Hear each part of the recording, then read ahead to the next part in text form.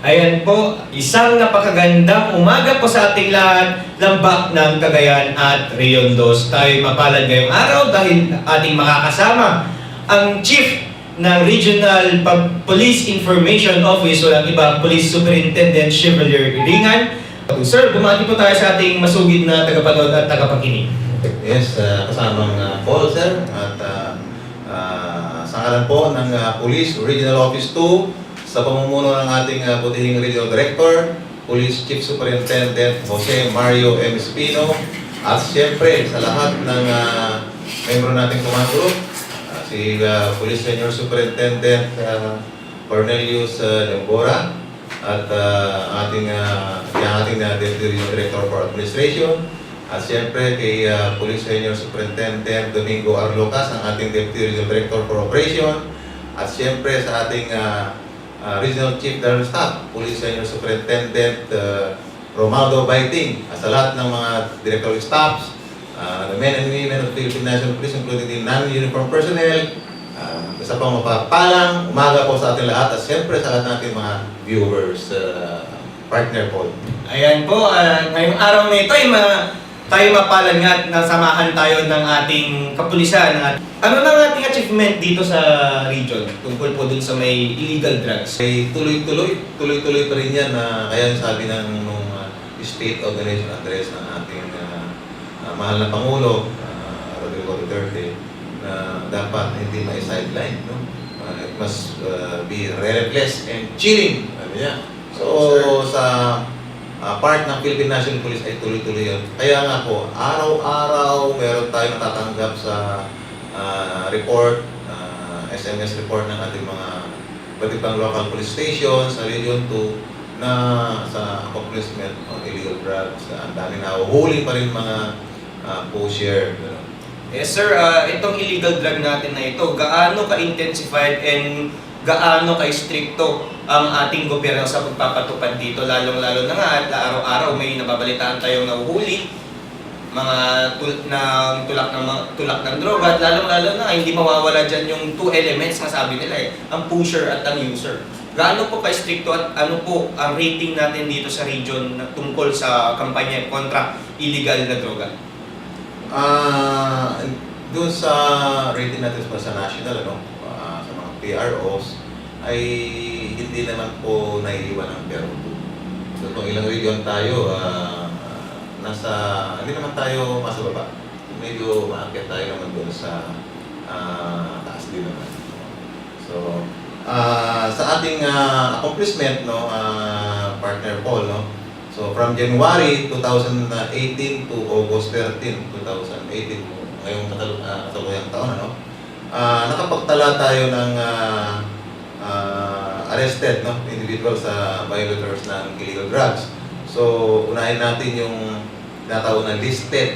Sabihin, itong mga individual na ito ay nasa listahan ng Directorate for Intelligence.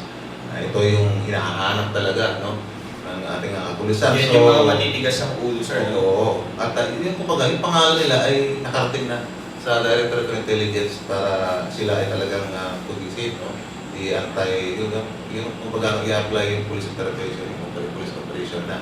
So nakapagtala tayo sa listed individual sa Directorate for Intelligence, 12.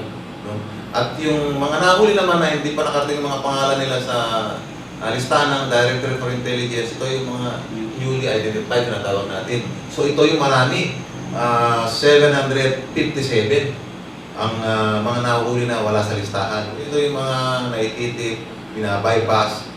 So, positive na nagbebenta sila. So, all in all, partner Paul, ay 769 sa period covered natin ng January to August 13. At then, meron din tayo sa natawag na dive in police operations. Ito po yung tinatawag natin na yung suspect ay nanlaban ating kapulisan. So, nakapagtala naman tayo ng 10. So, itong 10 na ito, sir, sila po ay may tuturing na mga bayani kung sa ating masasabi. Pero itong mga nanlaban po ba na ito ay meron din po bang napatay ang ating mga pulisya dahil nga po ang ginagawa po ng ating police to serve and protect. Yes. Yan po ang ating kampanya, serve and protect at motto ng PNP. Itong mga napatay po ba na ito, sir, totally alleged or positive user or pusher, courier kasi sila ng droga, sir? Sila yung yung anaktuhan na yun ngayon nagbibenta, no? And then siyempre i-apply yung police operation sa kanila, no? Yung bypass, so nanlaban, no? So hindi pa natin sila matukoy kung sila ay gumagamit hindi o sila yung pusher, no? Basta ganun lang kasi yung impact, no? Yung mabilis eh. Napakabilis na talaga, ano sir. mangyayari, ganun. So kung sila ay nahulian, ano, na may hawak, ano, pag yung may palitan, ano, may bayad sa kayo, may bayad na doon sa hawak nilang mga illegal drugs, either ito man ay marijuana o siya po okay, bypass yun. No? Yes, sir. Bypass yun. Pero kung nasita siya at na-search yung katawan niya, yung bag niya o gano'n at nakita yung mga illegal drugs na ito ay masasabi possession. Yes, sir. Possession siya. Okay, so gano'n ang sistema doon sa mga tao na dalawa ang pwedeng kalalagyan nila sa kaso, possession and yung using. User. Okay.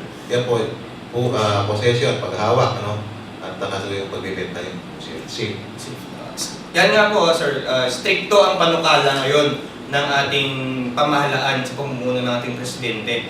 Ano po ang ating kampanya sa ating mga paaralan through our police stations? Meron po ba tayong drive campaign upang maiwasan itong paggamit natin ng illegal na droga? Dahil nga po, yan po ang sumisira sa imahen at kinabukasan ng bawat kabataan. Ano po ang ating information dissemination program dyan, sir? Yan, tama yun sa partner Paul, no?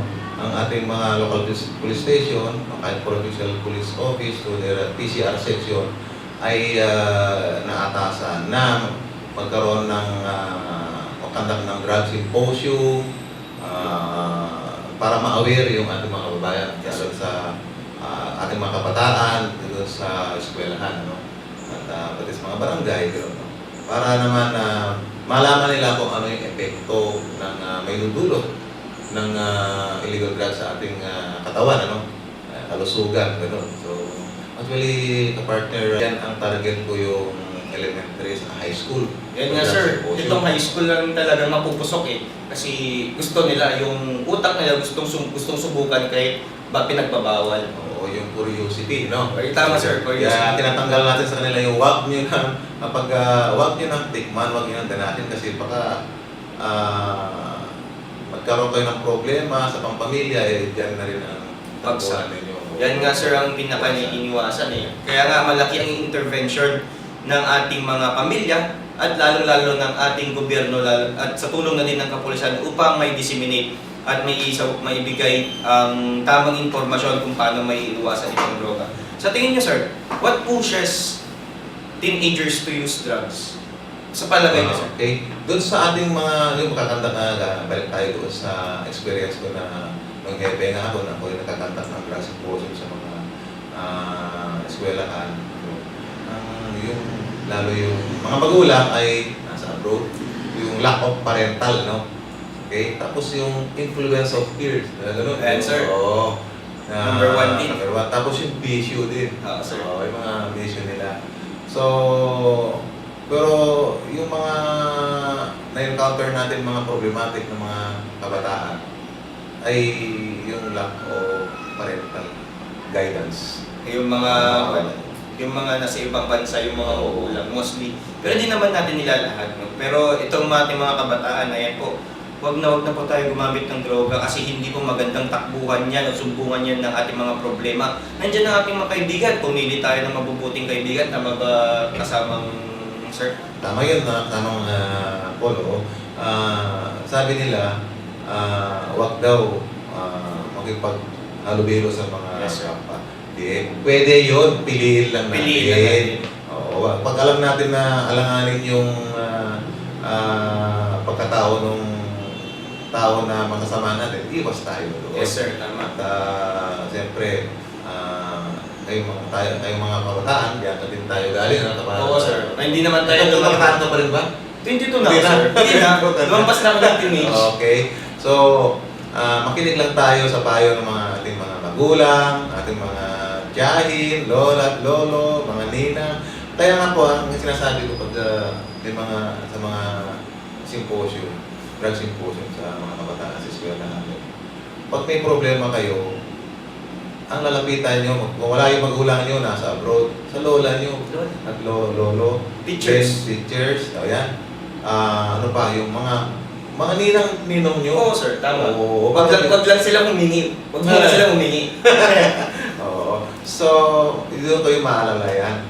So, huwag kayo pupunta doon sa alam niyong magulo rin buhay ng mga kabataan na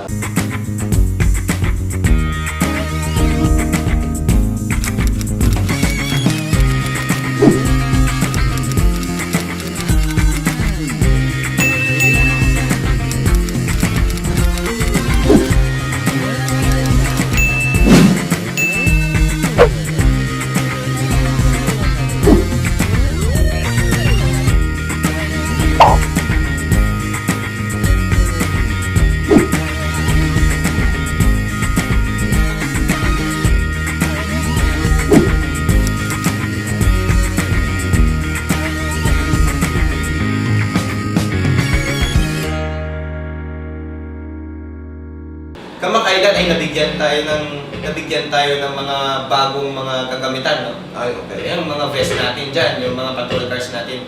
Bakit tayo nabigyan ng ganitong mga gamit, sir? Well, in fact, we all know that the Mahindra cars is not well in perform. Okay. Bakit nabigyan tayo? Part ba ito ng modernization program ng ating gobyerno? Oo, kasamang Paul, parts pa rin yan ng Capability Enhancement Program. Yes, sir. CNP. So, para maging effective at efficient yung serbisyo publiko natin ng pulisan, lalo yung mga sa ground, no, yung police station, dapat mabigyan sila ng sapat na mobility para mabilis na makaresponde sa mga pangangailangan ng ating mga kababayan kung ano yung kanilang mga encounter na problema, lalo yung mga traffic accident, mga disaster. Nakakatulong yung ating pulisan. Yes, sir. At mahalaga ang papel ng patrol car sa bawat police station. Kumbaga, parang pangalawang asawa ng mga kapulisan itong patrol car. Sabi nga nila, with great power comes great responsibility, Oo. syempre. At dapat kasamang Paul, dapat yung mga gamit na mula sa gobyerno na yan, yung tulong nila yan, no? Ang patrol car kasi tinitingnan nila yung pangangailangan ng ating mga police station. Ang responsibilidad dapat ng ating driver dyan ay yung maintenance. Ingatan. Ingatan. Huwag naman, kasi nga, meron tayong mga ilang issues noon, no? Yung mga nakaraang administrasyon na kabago-bagong gamit ay binabangga. Kung minsan ginagamit sa personal. Sana naman, hindi naman mangyari ngayon kasi nga, hindi naman pang personal yun, sir, di ba? Tama po yun sa part ng PNP. Meron tayong policy dyan, kaya hindi pwedeng gamitin ng personal ng ating kapulisan yung patrol car. No? Kapag ginamit yung patrol car, ang requirements niyan, yung driver, naka-uniform. Yes, sir. Okay. Bawal ang naka-t-shirt, di ba? Oo. Bawal yan. Tapos, partner Paul, no? Yung, alam mo, nung may mga far flanks na police station, no? O bayan, no? Na malayo yung health service, Tama yan, sir. office. Health offices nila. Alam mo, yung patrol car, isa nagsisilbing sa regular accident. Tsaka ambulansya, sir. Nagsisilbing ambulansya yan. Oo. Minsan, encounter ko pa dyan yung mga anak. Oo, sir. Tatawag, oo. Biglang Halimbawa, natawag. yung ambulance ng municipal health office, nagamit, nag-responde. Wala nang isang, kasi usually isa lang naman yan. Yes, sir, diba? Wala na. Option ng Police. ng ating kababayan na nangailangan ng tulong, police. So, emergency, tatakbo yung patrol car natin para magbigay Mag-responde, sir. doon sa mga anak. Actually, tama ka dyan, sir. Lalong-lalo na pag wala ng ambulansya na gagamit kasi nga, lalong-lalo dito sa syudad ng Tugigaraw na napakalaki. Ang dami aksidente na naririnig natin every night. So, napaka-flexible nga talaga ng police. Sa panayam nga natin kay Ma'am Gano dyan sa may Police Inspector Gano dyan sa may PNP Tugigaraw, minsan ginagamit rin nila yung sasakyan nila sa pagpapatrolya kasi nga, yung ratio ng ating mga kababayan ay mas malaki kumbaga doon sa bilang ng ating mga kapulisan. Ganun ba? Yes, sir. Ano pa rin nila yun? Okay, so malaki na kasi yung population natin. Lumalaki na. Lumalaki na. Lalo na't nag-open yung ating Robinson. Yes, sir. Yung mga nagaling sa downstream, nearby town dyan sa Isabela, pupunta dito para pumasyal dyan. Oo, sir. So, madadagdagan yung population araw-araw sa Yes. siyudad ng Tuguegarao. Itong kanya sir itong pasadahan natin itong pagbubukas kayo ng Robinson sir. Sa tingin niyo sir, meron bang point in time or nakikita tayong in somewhat time na biglang may papasok na other criminals or in fact na itong lugar natin, itong syudad ng Tuguegarao ay congested na nakikita po part yun ng security natin sir, itong pagpasok ng mga lawless elements dito sa syudad ng Tuguegarao. Alam mo, partner Paul, pag sinabi nila na kapag ang isang bayan ay nagpa-progress, katumbas na rin yan yung mga lawless elements na nag-aabunay, no? Yes, sir. Nagrukot, mga gano'n ba? Salisi. Kasi nandyan yung mga requirements na kailangan nila, yung Yes, mga sir. bagay, no? Bibiktimahin nila, no? So, sabi nila, a sign of progress, kapag nag-progress ang bayan, sumasabay din yung krimen. Oo naman Okay. sir. So ito naman, kapag ganyan, kaya nga po, ay yung kapag ang isang bayan ay nagpo-progreso, dapat yung security planning naman sa kapulisan, i-adjust din. Mas naghihigpit. Okay. So, dito, I believe sa lahat ng ating mga bayan o syudad, ay yung meron nakalaan na dyan na security plan o contingency plan ng ating mga police station. Ganyan. Yes sir, tama dyan. Ay, kung security rin lang naman sir, meron po bang accomplishment ngayon ng ating mga kapulisan ukol sa sinasabi nilang loose firearms o yung mga ginagamit?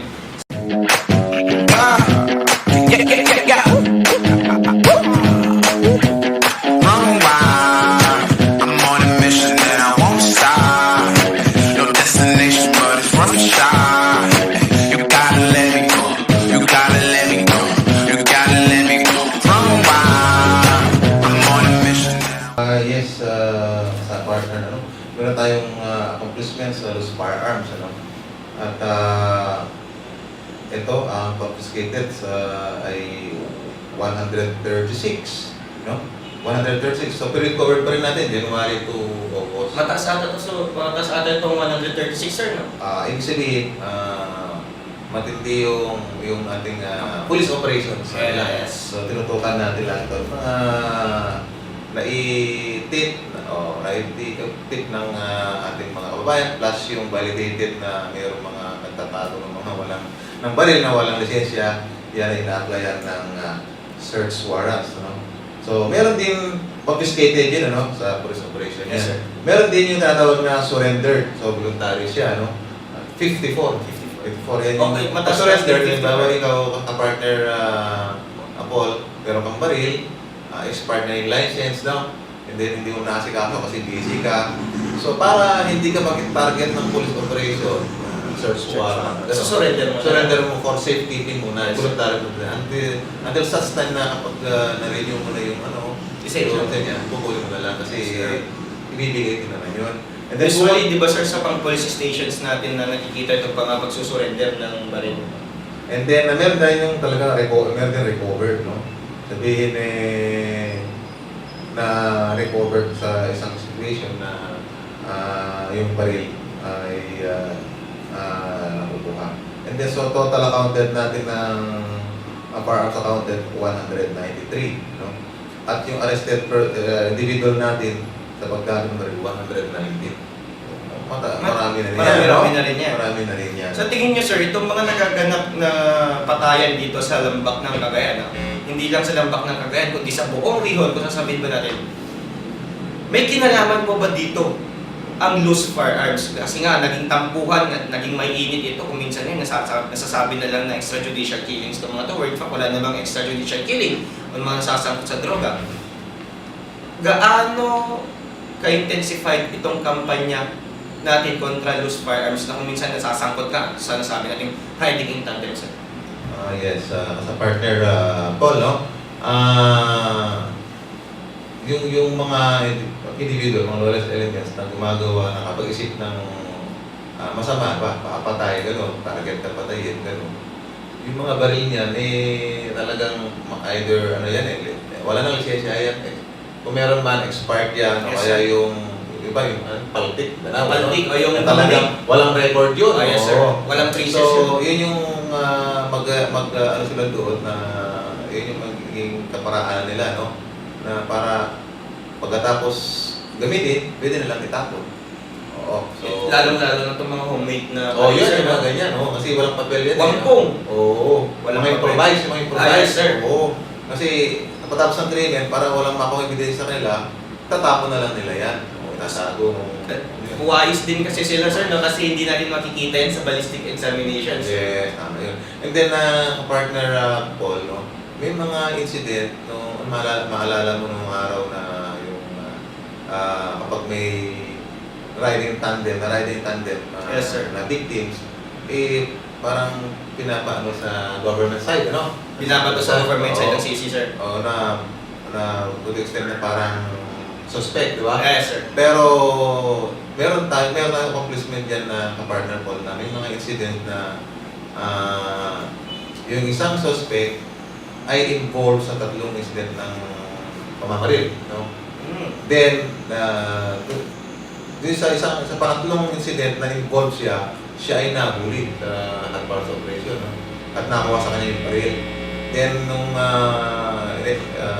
in-examine sa ballistics sa PNP Crime Laboratory, napatunayan na yung baril na yun ay related din doon sa 2 incident. Nako. So, nakasuhan. So, doon Ibig natin sabihin, sinasabi. paulit-ulit yung ginamit yung baril na yun. Oo, tama yun. Ibig sabihin na, yun yung ginawa natin ng press release yun na para alam ng mga ating mga kababayan na hindi ganun, na huwag pubibit na nga yung Yes, government sir. side.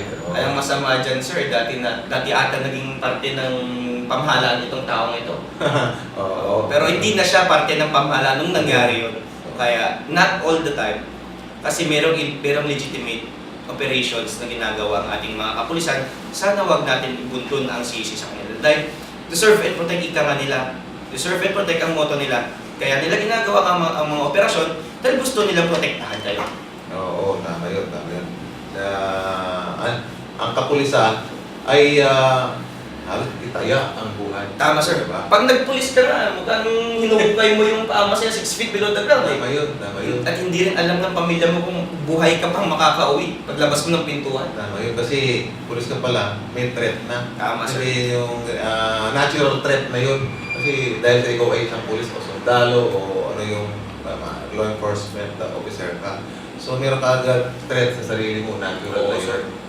So kailangan aware ka naman. Kaya ang pagiging pulis ay isang noble job, noble career, and noble thing that kailangan i-treasure ng bansang Pilipinas. Diba? Yeah, tama yung kapartner Paul.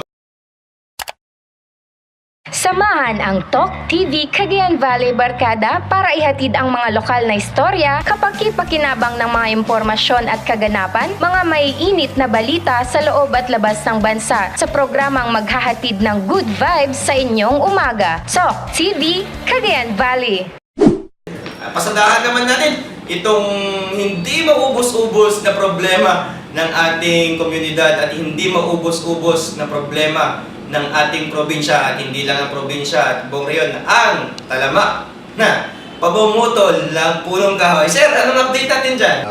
Again, for the same period, yung from January 1 to July, itong kasalukuyan, ay nakapagtala tayo ng arrested person sa kampanya sa illegal logging, 143, So, cases filed, 59.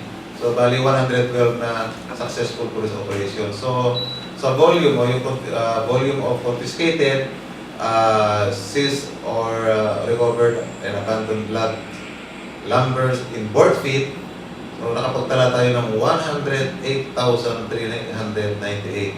At ang pinakamalaking accomplishment dito ay ang Isabela Police Provincial Office na nakapagtala ng 28,682. At sumunod naman ang Quirino. Sabi, maraming kahoy sa Maraming kahoy sa Cagayan. Ayan nga sir, ang pinakamahirap naman dito, pag may nahuhuli tayo, walang gustong umamin. Bakit kaya walang gustong umamin? May protector ba? or may pinoprotektahan silang kredibilidad ng isang tao? Ano kaya sa tingin niyo, sir? Minsan ang tao, lalo pag may loyalty, no? Yes, sir. Alam natin. Hindi niya ikakantay yung boss niya, di ba? Hindi niya. Ayaw niya ipahamak yung boss niya. Yun, oo. Kaya ang sakripisyo siya na lang. Sacrificial lang siya, sir. Oo. Yes, sir. Ibig sabihin, sir, dito nga lang sa lambak ng Cagayan, kung minsan sa isang buwan, nakakatatlong huli, 4 na huli. Paano tayo makakatulong sa information dissemination program ng ating kapulisan ukol dito sa may pagpuputol ng punong kahoy? Anong ating pwedeng gawin, sir? Oo. Actually, partner Paul, no? Yung lahat ng mga violations ng illegal logging, wala ditong krimen, ating hinihingi ang kooperasyon ng ating mamamayan na text lang, no? Halos lang tayo may text May no? cellphone na eh. May cellphone na. May Facebook na din. Oo, kunin. No? Huwag pong kalimutan na nakakonvoke sa inyo ang hotline number na inyong hotline police station. Yung local police station kung saan kayo nakatira, no? O kasi iba pa, mas marami. Kung alam niyo lahat ng hotline number ng mga police station sa probinsya, mas maganda kasi kung saan kayo, nakakatawag kayo sa Yes, station. sir. Gusto niyo personal na dahil may encounter kang problema, hindi makatawag ka doon sa lugar na yun, sa police station, matulungan ka. Ganun din sa mga krimen na nakikita mo, text mo lang. Isang text lang. Isang text lang. Pag may nakita ka nag-illegal lagi, text mo rin. Wag nang hintayin na maputol pa. Oo. Huwag nang gawing finish project. Oo, tama. Kung minsan nga, sir, nakita nga natin itong mga nagdaang bagyo, kamakailan ay ang bilis mabaha ng isang lugar dahil wala nang punong kahoy. Siguro Batanes lang ang walang punong kahoy na huli o pinuputol. Ganon kaganda dyan sa lalawigan ng Batanes. Kasi alam nila paano pangalagaan, alam nila paano magbigay importansya sa paligid nila. Mahalin naman natin. Ayan, ang PNP, kapulisan natin ay dapat tulungan natin kasi nga hindi nila kaya. Hindi nila rin kaya kasi hindi lang yan ang kanilang trabaho. Trending sa dos! Naghahatid ng mga may init na issue, balita at usapin sa mga lambak at isla sa Rehiyon 2 at sa mga kalapit lalawigan. Tatalakayin at susuriin, bubusisiin sa kapakanan ng mamamayan para sa mas well-informed na lipunan. Ito ang mga kwentong dapat ninyong malaman. Ito ang Trending sa Dos. Kasama ang inyong mga host, Vanch Padilla at TJ Tuddaw. Itong illegal gambling naman kasi mukhang pinagbabawal ng mga sugalele dito. Parang huhuli ng mga sugalele. Lalo-lalo yung mga nagtutonggit pag nagkakara dyan. Yes, kasama pa rin yan, kasamang call sa mga illegal gambling. Yes, sir. So, pinagbabawal ng ating batas. So, kasi ang essence niyan, ka-partner Paul, ay dapat kung magtrabaho lang. Yes, no? naman. Pag nagsusugal, makapag-request ka pa, hindi na nagtatrabaho yung mga tao. No? So, Wala nang matira, di ba? Oo. So, dapat busy tayo, no? Pag-aanap buhay. Then, atin naman pong ihayag, no? Sa ating mga kaubayan, mga televiewer, mga ating viewers, no? Yung ating accomplishment ng Police Regional Office 2 sa campaign against illegal gambling, ano? So, number arrested na individual na violators ay 644 from January to Naku po. July pa rin yan, no? May hilig talaga sa sugal ng Pilipino. At ang nakupiskang pera ay 221,478. So, ang bali ang number of operation conducted, 195. So mga ito, case 5 lang. Itong mga nahuhuli natin dyan, sir, kinukulong ba sila or binibigyan natin sila ng warning? Para case file to. So, Case file. nasa prosecution, nasa order natin kung sila ay magpiyasa. Nako. Kasi kailangan na i-file yung kaso. Kasi Legal lang. Oo, gawa na kaukulang report. Oo. At yan naman, sir, ay atin naman. Kukuha naman tayo ng isang report dyan. No? At malubod naman natin binabati ang Region 2 PNP Valley Caps kung tatawagin dahil nga Sila ang kampiyon sa Women and Children's Protection Desk. Sir, congratulations. Bakit anong naging criteria natin dito sa Women and Children's Protection Desk? Kamakailan nakita natin. Tama yun, ka-partner Paul, ano? Yung validation o yung pagre-rating dito ay yung last year. Yes, sir. So, ngayon na-award, no? So, at least nagbunga ang efforts ng PRO2, particularly yung ating Women's and Children's Protection Desk na kung saan ay nakuha natin ang overall top rating nito, no? Yes, sir. Kaya tayo ay na-adjudge na Best Women's and Children Protection Desk nationwide. Yes, sir. Yung ating celebration ng 117 Police Service Anniversary sa National Quarters Camp namin. Yes, At sir. ito ay tinanggap ng Chief ng Regional Women's and Children Protection Best na si Police Chief Inspector Joby Banyares. Lalo-lalo natin mga nanay, huwag natin sasaktan yung mga yan. Kahit uugod-ugod na yung mga yan, isipin pa rin natin na nanay pa din yan. Kaya kasamang po, nakita mo naman yung mga pagbibigay pugay at pagbibigay galang sa ating mga kababayan. Meron tayo Women's Month. Yeah, di ba? yun. Tama yan, sir. Kung saan Tama. sila yung mga siga. Women's Month, sila ay ating munang huwag mo nang awayin. Mahalin mo na lang, Mahalin yakapin mo. mo. Pag inaway ka ni Mrs., huwag mo rin sabay ng suntok. Yun. Pagkos, yakapin mo. Kasi pag ginawa natin yun, tayo ng mga kalalakihan, meron tayong bawsi. Violence against women and children. Mabigat yan, 9262. Oo. Oo, diba? 9262 yan. At saka sabi nila kasama po, kapag ikaw daw lalaki, sabi nila, kung maniwala ka. Maniniwala ako dyan, Kapag sir. sinampal mo raw ang isang babae, diyan na rin nagsimula na nawala na sa'yo pagiging lalaki. Tama yan, sir. Tama yan. Kasi nga, Naniwala ka. fragile ang babae. Oo. Pag sinakta mo yan, yung tiwala niya sa'yo, na kumpiyansa niya, protektado siya, parang vase yan, sir, di ba? Oo. Mababasag yan. At hindi mo na may babalik ang tiwala. Kaya binibigyan ng halaga ng ating gobyerno ang ating mga kababaihan. Not to the extent na saktan sila. Binibigyan sila ng proteksyon ng ating batas na Republic Act 9262 or Violence Against Women and Children.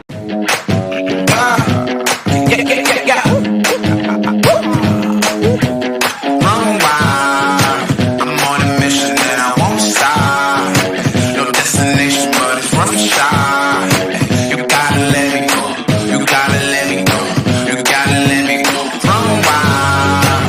I'm on a mission and At sir, parang may programa ata tayo dito, no? Kasama natin itong mga motorista natin, mga kabusina natin. Lalo-lalo na yung mga civic organizations kasi Yes. buhay na buhay tayo dito eh. Marami tayong civic organizations dito na may kasamang motorcycle club. Ano ba itong bago nating programa, sir, except sa Oplan Visa? Ano ba itong bagong programang pinapanukala ng ating pamahalaan? Tama yun, partner Paul, yung bagong campaign, PNP campaign plan. Yes, sir. Clean Rider. No? Yeah. Clean Rider. Kaya ito, at mabuti ito para yung mabigyan kaalaman yung ating mga kababayan. At ano ba itong Clean Rider, okay? Ang PNP campaign plan, Clean Rider, ay isang kampanya ng ating kapulisan upang ang ating kapaligiran, lalong-lalo na ang ating lansangan ay masigurong ligtas sa anumang uri ng krimen. Ito ay isang hakbang upang matugunan ang mga krimeng gawa ng mga taong nagmomotorsiklo, mga tinaguriang motor riding suspects. No? Sino ang pwedeng maging membro o kasapi ng Clean Rider? Sino nga ba yan, sir? Sino nga ba? Okay.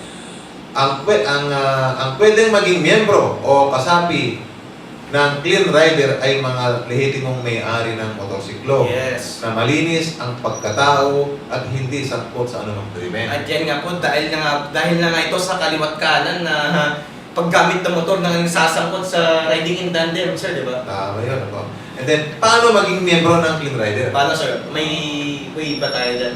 Opo, ito pa. Pumunta lamang sa pinakamalapit na himpilan ng pulisya at magdala ng mga sumusunod na dokumento.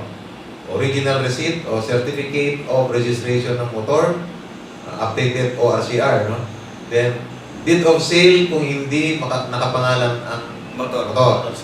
driver's license, hindi po yung student permit, na at government issued IDs, kailangan. no? Yes, sir.